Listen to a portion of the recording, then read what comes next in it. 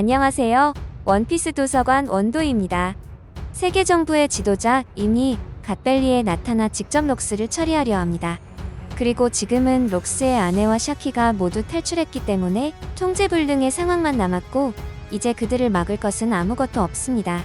이제 마지막 전투가 시작되고 이 모든 것이 어떻게 전개될지 지켜볼 차례입니다. 이것은 우리가 그토록 궁금했던 갓벨리 최후의 전투의 시작이 될 것입니다. 지난 화에서 가장 인상 깊었던 장면 중 하나는 록스, 흰수염, 그리고 카이도가 임과 싸울 준비를 하는 모습이었죠.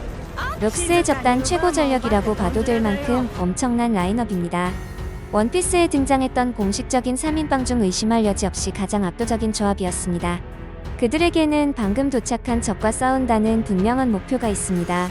록스는 56년 전 마리조와 침공 때 그를 봤기 때문에 그를 알고 있습니다. 오다 작가가 이 조합을 보여줬다면 우리는 분명히 그들이 싸우는 모습을 보게 될 것이고 록스의 강력한 공격을 볼 수 있을 것입니다.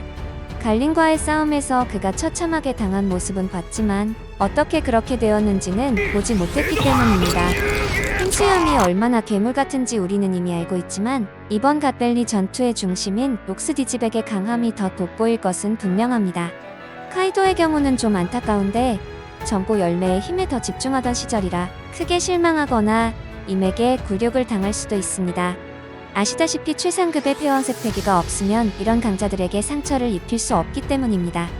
현재의 카이도는 패기가 전부라는 것을 알지만 그 당시에는 자신의 열매에 더 흥분해 있었습니다. 그래서 이 전투에서 카이도는 좋지 않은 꼴을 당할 수도 있습니다. 물론 그들이 함께 싸우는 것을 보는 것은 적의 엄청난 힘을 가늠하는 척도가 될 것입니다. 만약 그들조차 아무것도 할 수 없다면 이무 상대로 그 어떤 해적 조합이 오더라도 이길 수 없다는 것입니다. 솔직히 여러분들도 록스, 흰수염, 카이도 조합보다 강한 조합 말해보라고 한다면 어떤 조합이 생각나시나요? 그렇다면 이제부터 이무의 몸에 나타난 문양과 힘에 대해서 하나하나 알아보겠습니다.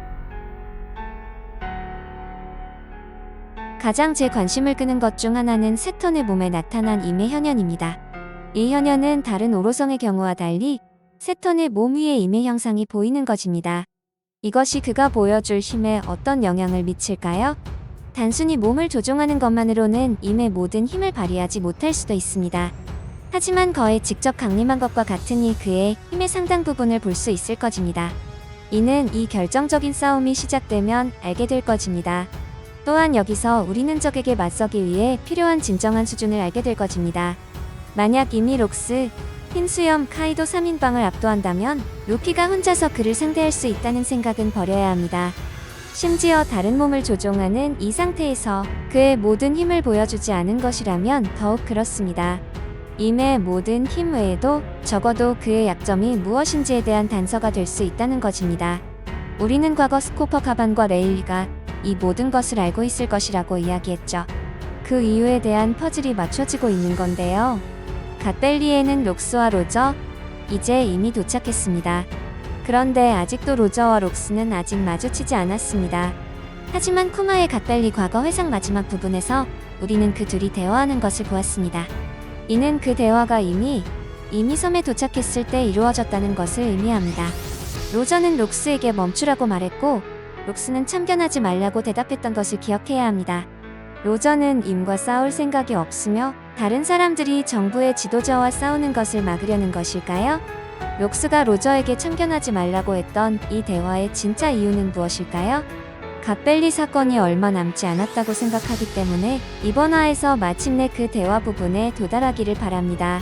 아마도 3화 정도 더 진행된 후 다음 휴재전 마지막 화에서 멋지게 마무리될 것 같아요. 그런데 로저가 어느 편에서 싸울지는 매우 중요합니다. 만약 그가 가프와 손잡고 록스와 싸운다면 임 또한 그곳에 있고 록스는 그와 맞설 것이기 때문에 정부의 편에 서는 셈이 됩니다. 하지만 만약 그가 록스와 손을 잡는다면 이는 정부 지도자의 위험성을 더욱 증가시킬 것입니다. 하지만 아까 말했듯이 쿠마의 과거 회상에서 나온 대화에 따르면 로저는 무언가로부터 록스를 막고 싶어 하죠. 우리는 이 점을 주목해야 합니다. 지금 현재 우리가 갓벨리에 대해 알고 있는 모든 것은 완전한 미스터리입니다. 매화 새로운 사실이 밝혀지면서 기정사실로 여겨졌던 것들이 거짓으로 드러나고 있습니다. 그렇다면 록스를 물리치기 위한 가프와 로저의 동맹 역시 그런 거짓말 중 하나일 가능성도 배제할 수 없다는 건데요. 천령인들이 갓벨리에서 무고한 사람들을 죽이고 있다는 사실을 알게 된 지금 가프는 어떻게 행동할까요? 이미 도착한 지금 그는 어느 편에 설까요? 해군들은 저 인물이 오로성 중 세 턴이라는 것을 알아보기에 가프 또한 그를 알아볼 것입니다. 그리고 만약 그와 맞서 싸운다면 아무리 유명하더라도 분명히 처벌받을 것입니다. 심지어 그 당시에는 지금처럼 중요한 인물도 아니었습니다.